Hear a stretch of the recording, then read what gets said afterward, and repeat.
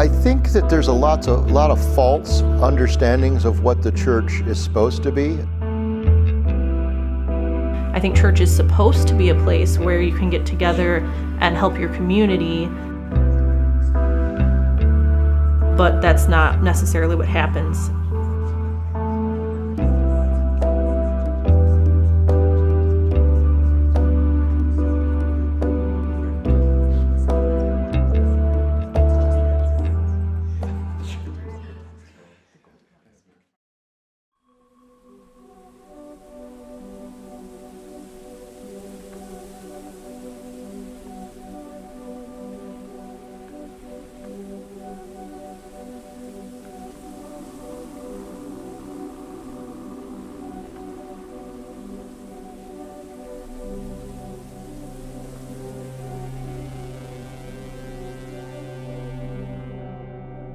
I think that there's a lot of false understandings of what the church is supposed to be because we've made it something it was never intended to be, a 1-hour service on Sundays.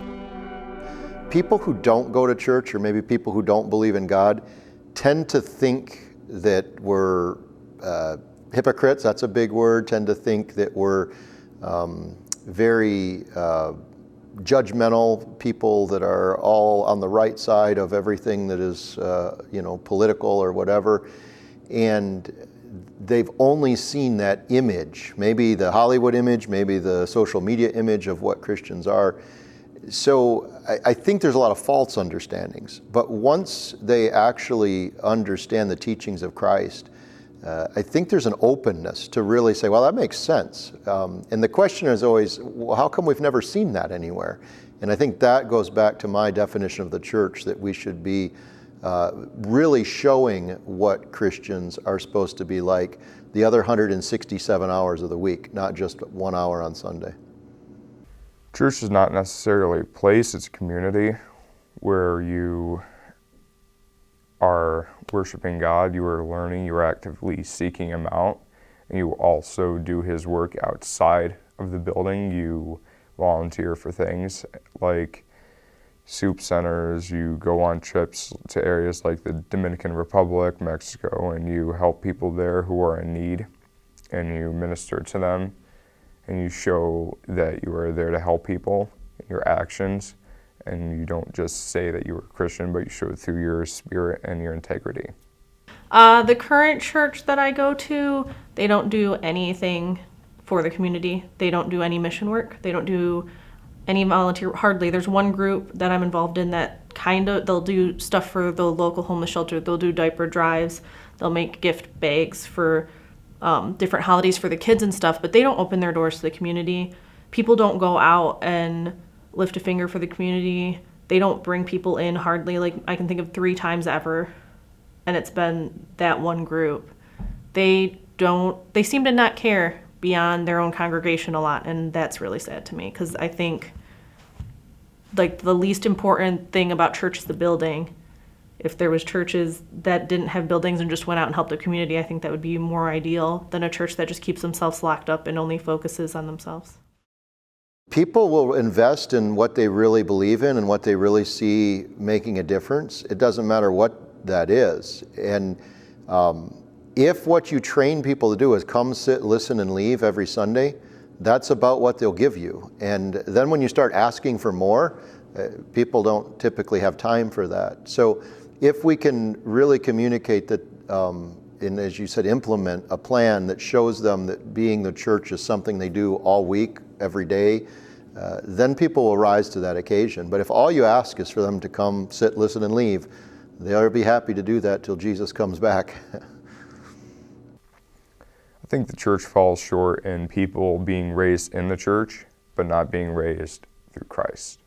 People do not actively seek out God and read and study His Word and live it out every day, where they claim they're Christian because they come to church every Sunday and Wednesdays and they participate in those things, but they aren't actually living through it in their day-to-day life. Because whenever you have a bottle of water and you have a dye and you pour the worldly water into it, it gets diluted, and pretty soon that group of people becomes the world? I've had different struggles. When you're younger in the church, all they want to do, from my experience from the different churches, they want to tell you what to do. They want to ignore you, or they want you to be quiet. My biggest struggle was when my grandpa got sick. My grandparents stopped coming to church. I still came to church by myself. And I would sit and cry in the back pew, and nobody would say a word to me. Nobody would come ask me if I was okay. Nobody would check on me. Anytime I had stopped going to church for a little bit because I was going through something rough, and this has happened with several of my other friends, nobody reaches out and asks if you're okay. It's like they don't care. And that really is hard, because you're supposed to be able to go there for comfort and for people who care. And when they're just not there for you, and you see that happen to you when you're younger, you see that continuing to happen with other youth in the church, that is what is sad to me, is seeing that happen to other people the same way it happened to me, not having support, not having people there for them, and then they don't come back. And that's, why there's not young people in churches. He was a teenager. He was about 16 years old, and he was really excited. He'd been on a mission trip. He came back, and he was just fired up, and I wanted to encourage him. And we had a teen church. It was all teenagers. We had about 100 kids that came to our teen church. And I asked him if he wanted to preach. He said, well, I'd love to preach. I got a sermon ready. So the next Sunday he showed up, and I didn't prepare him too much. I just let him go, and he walked up there, and he looked at everybody, and he said, I want you to know you're all fat. And I thought, oh, no, this is not going to go well. And he said, no, I'm serious. He said, if all you do is eat, and sit on the couch and watch TV, and eat and sit on the couch, you're going to get fat. And he said, I think that Christians have learned how to show up at church and say, feed me, Pastor, feed me. Feed me, Pastor, feed me. And then all week long they sit on that meal. They don't do any exercise. They just sit. And they come back the next week and say, feed me, Pastor, feed me.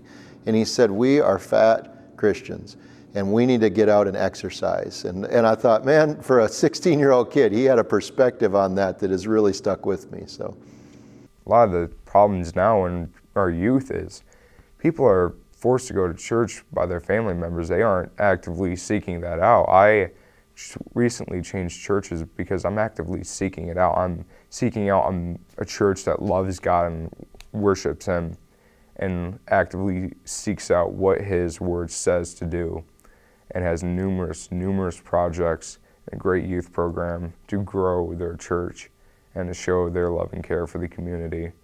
And I felt at home at that church, and it was very welcoming, and just the pure excitement for those people and working for God. And I think that's very lacking in America now, because church is a sleeping giant. But there is no action anymore. Just sitting, listening, and nothing else. And a lot of people's faiths are dying. It's a very sad thing. A lot of people, after they go to college, stop going to church and they fall out of faith because they weren't brought up in Christ. I actually think the best idea for a church, that the ideal dream church would be a church with no building, a church with no walls, where you go meet up in a park, you go meet up at a homeless shelter, you go meet up somewhere, and all you do is do for others. Anyone who wants to come can come, you get together, you pray together, you can do testimonies, and then you go do work.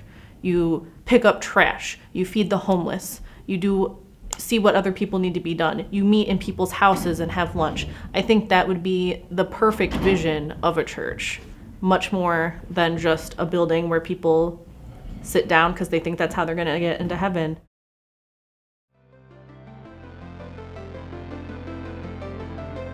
Well, I think, the chain is only as strong as its weakest link, right? So be the change that you want to see. It's easy to complain that the church isn't what it's supposed to be, or the church isn't doing what it's supposed to do. And oftentimes people say, so I'm not going to go because I had a bad experience, or that didn't go like I thought it should. I think the individual responsibility of the person is to follow Christ as far as He'll take you. And that's going to be with imperfect people. So even if church isn't everything that you think it should be, Stay there, be a part of it, and help it become that. And I think that's the responsibility for each person, to be faithful to what they've been called to do. Ephesians 2:10 reminds us that we were created for good works that God prepared in advance for us to do. So my responsibility, your responsibility, anybody watching this, their responsibility is to figure out what that looks like for them. And I don't think go off and do that alone. I think that's kind of force yourself to stay connected with a local body of believers and do what God's called you to do.